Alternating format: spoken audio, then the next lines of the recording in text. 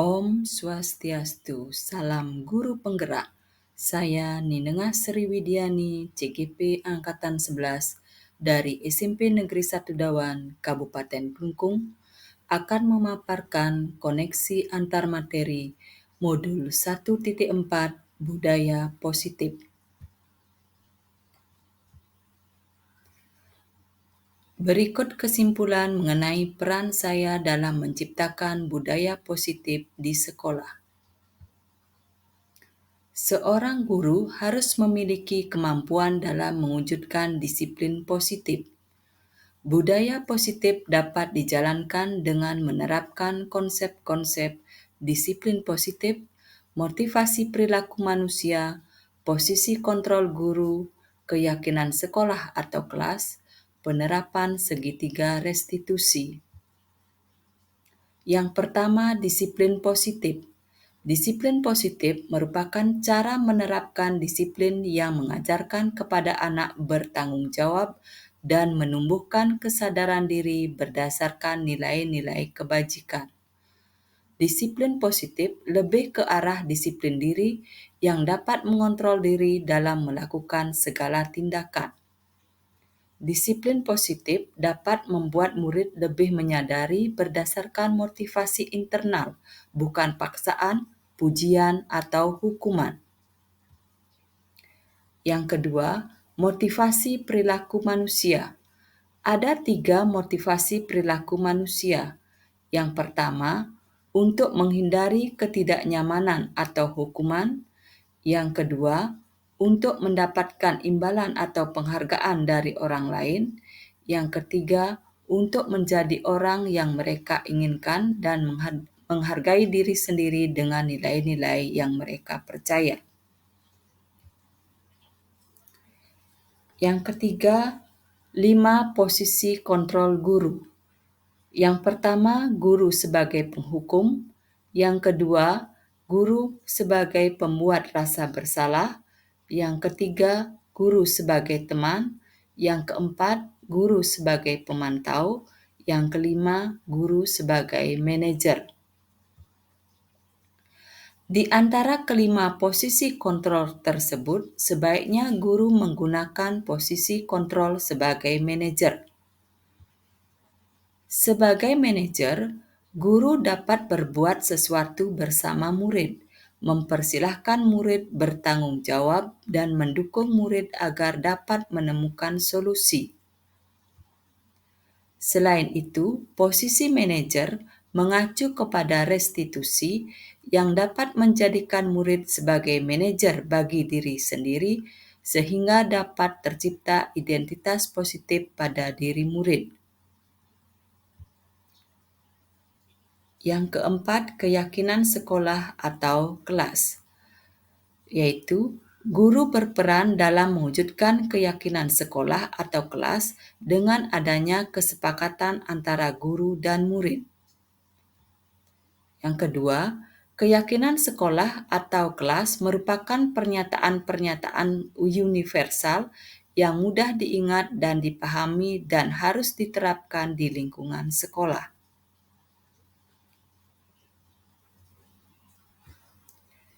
Yang kelima, segitiga restitusi. Adapun tahapan segitiga restitusi yaitu: yang pertama, menstabilkan identitas. Yang kedua, validasi tindakan yang salah. Yang ketiga, menanyakan keyakinan. Menstabilkan identitas dilakukan berdasarkan prinsip bahwa membuat kesalahan adalah bagian dari proses pembelajaran yang nantinya akan menggeser identitas gagal ke arah identitas sukses. Validasi tindakan yang salah.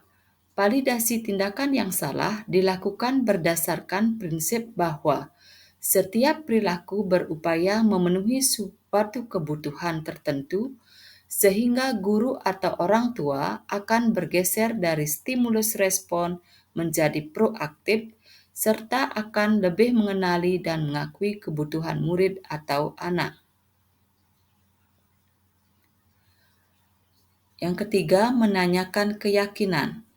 Menanyakan keyakinan dilakukan dengan memberi pertanyaan-pertanyaan bermakna kepada murid atau anak untuk memunculkan motivasi secara intrinsik sehingga mampu mengaitkan keyakinannya dengan tindakan yang salah.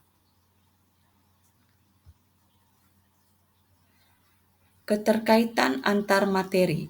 Adapun keterkaitan materi budaya positif dengan 3 materi sebelumnya, yaitu dengan menjalankan budaya positif di sekolah, maka akan mempermudah dalam tercapainya tujuan pendidikan nasional sesuai dengan filosofi Ki Hajar Dewantara, yaitu pendidikan berpihak kepada murid dan bersifat menuntun tumbuh kodrat kekuatan yang ada pada murid. Budaya positif bisa terwujud jika seorang guru memiliki 5 nilai guru penggerak, yaitu berpihak kepada murid, mandiri, reflektif, kolaboratif, dan inovatif. Selain itu, guru juga memiliki peran sebagai penggerak dalam membangun budaya positif di lingkungannya. Salah satu perubahan yang diinginkan sesuai dengan visi guru penggerak yaitu terwujudnya budaya positif sehingga tercipta sekolah yang aman, nyaman, dan berpihak kepada murid sesuai dengan filosofi Ki Hajar Dewantara dan profil pelajar Pancasila.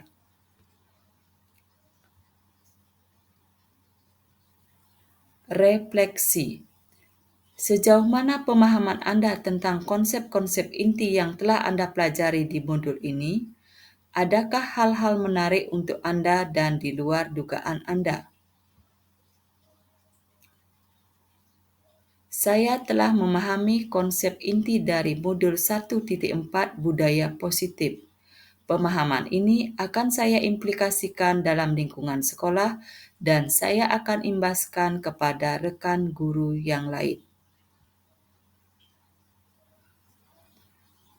Adapun hal menarik bagi saya dan di luar dugaan adalah saat saya mempelajari motivasi perilaku manusia berupa penghargaan.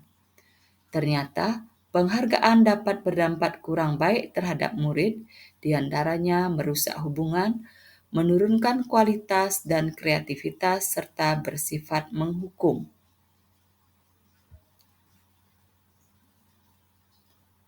Perubahan apa yang terjadi pada cara berpikir Anda dalam menciptakan budaya positif di kelas maupun di sekolah Anda setelah mempelajari modul ini? Adapun perubahan yang terjadi adalah saya menyadari bahwa posisi kontrol yang biasa saya gunakan dalam menangani masalah murid selama ini kurang tepat. Seharusnya saya berperan sebagai manajer yang menangani masalah dengan menggunakan segitiga restitusi.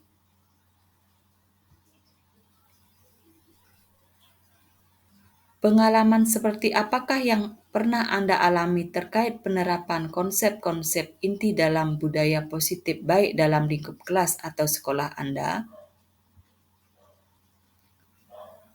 Saya menangani murid yang tidur saat jam pelajaran dengan menggunakan langkah-langkah segitiga restitusi, yaitu menstabilkan identitas, validasi tindakan yang salah, dan menanyakan keyakinan.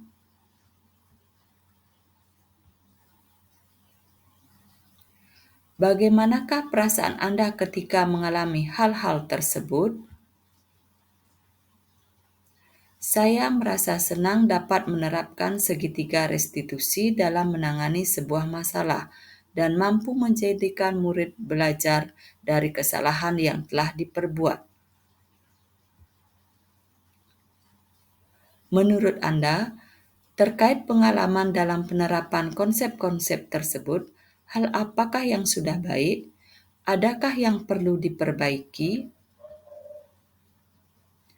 Hal yang sudah baik menurut saya adalah munculnya motivasi internal dari murid untuk melaksanakan budaya positif setelah mendapatkan pendampingan menggunakan segitiga restitusi. Dan Yang harus saya perbaiki yaitu saya harus selalu memposisikan diri sebagai manajer dalam menangani persoalan.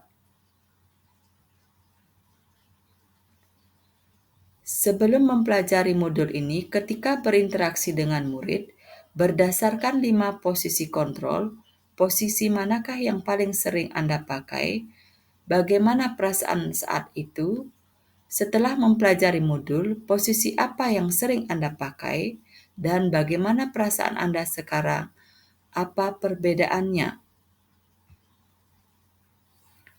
Sebelum mempelajari modul ini, posisi kontrol saya sebagai penghukum dan pemantau. Perasaan saya saat itu, saya diliputi perasaan bersalah karena harus memberikan hukuman atau konsekuensi jika anak berbuat salah.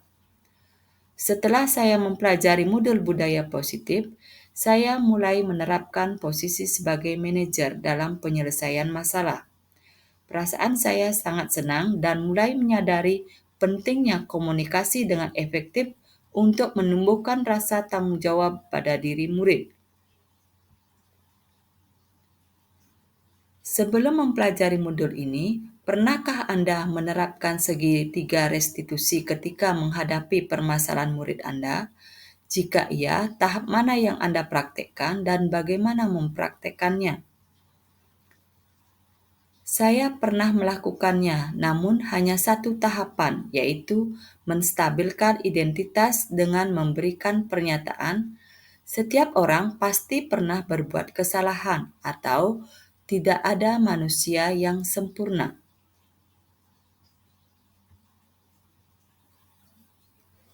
Selain konsep-konsep yang disampaikan dalam modul ini, adakah hal-hal lain yang menurut Anda penting untuk dipelajari dalam proses menciptakan budaya positif, baik di lingkungan kelas maupun di sekolah?